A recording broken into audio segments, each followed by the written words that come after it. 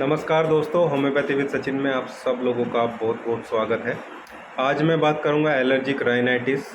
लगातार छींकें आना, सुबह बहुत सारी छींकें आने की प्रॉब्लम पेशेंट को बनती है। नाक से आंखों से पानी निकलता है, आंखों में, नाक में और गले में खुजली भी बहुत ज़्यादा कई बार देखने को मिलती है। और ये आज का वीडियो रहेगा, इसके क्या सिम्टम हैं, क्या कारण हो सकते हैं और होम्योपैथी में इसको कैसे ट्रीट कर सकते हैं। दोस्तों, अगर आप लोग अभी चैनल पर नए हैं और अभी तक आप लोगों ने चैनल को सब्सक्राइब नहीं किया तो प्लीज़ एक बार चैनल को सब्सक्राइब जरूर करिएगा। वीडियो पसंद आने पे उसको लाइक ज़रूर करिएगा।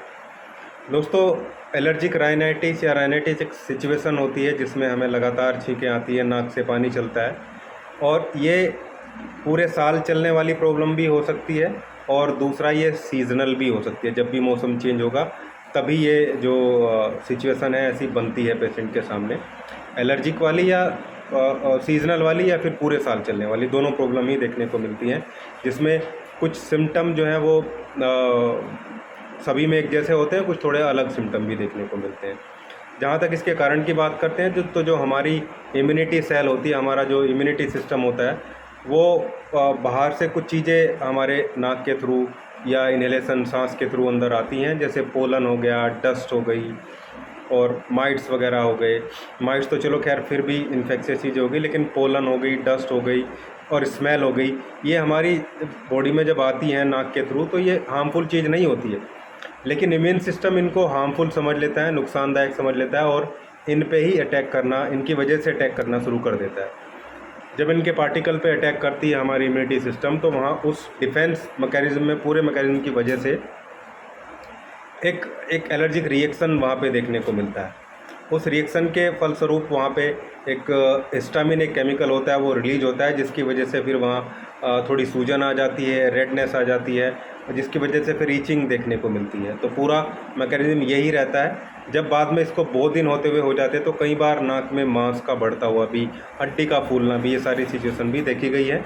इसको बोलते हैं कि हड्डी बढ़ गई है या मांस बढ़ गया, नेज़ल पॉलिपस जिसको हम बोलते हैं। या पोस्ट नेज़ल ड्रिप भी रहती है, पीएनडी, जिसमें नाक आगे से बंद हो जाता है, जो म्यूकस है वो पीछे गले में रिसने लगता है, गले में निकलने लगता है हमारे नाक से जो म्यूकस रहता है, उसको पीएनडी बोलते हैं, पोस्ट नेज़ल ड्रिप। आज मैं आपको कुछ होम्योपैथिक मेडिसिन बताऊंगा जिनको लगातार लेने से, बल्कि मैं बोलूँगा एक मेडिसिन लेने से ही ये हमेशा के लिए ठीक हो जाएगा। तो वीडियो स्टार्ट करते हैं। सबसे पहली जो मेडिसिन है, सबसे पहला जो ट्रीटमेंट है वो ये है, उसमें आपको लेना है नेट्रम-म्यूर। नेट्रम-म्यूर 6x पोटेंसी में लेना है, 4 गोली दिन में 3 बार। और ये तब लेना है पेशेंट को जब लगातार उसको बहुत सारी छींकें सुबह सुबह आती हैं। मैक्सिमम पेशेंट को आपको नेट्रम-म्यूर देना ही है या पेशेंट को लेना ही है। दूसरी मेडिसिन इसमें आती है आर्सेनिक एल्बम।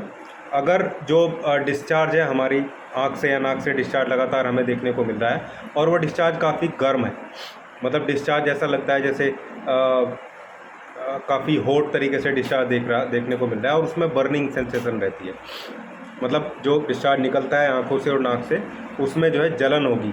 कई बार तो नाक के नोस्टिल भी यहाँ से छिल जाते हैं। अगर ऐसी सिचुएशन है तो ऐसे लोगों को आर्सेनिक एल्बम जो मेडिसिन है वो देनी है और 30 पोटेंसी में दिन में 3 बार 2-2 बूंदे जीभ पे उनको देना होता है। वहीं अगर कुछ लोगों को केवल स्मेल से ये स्टार्ट होती है, एकदम स्ट्रॉन्ग स्मेल सूंघ लेंगे तो उनको स्नीजिंग और वाटरी आइज ये सब डिस्चार्ज स्टार्ट हो जाएगा, तो ऐसे लोगों को सेबाडीला देना होता है।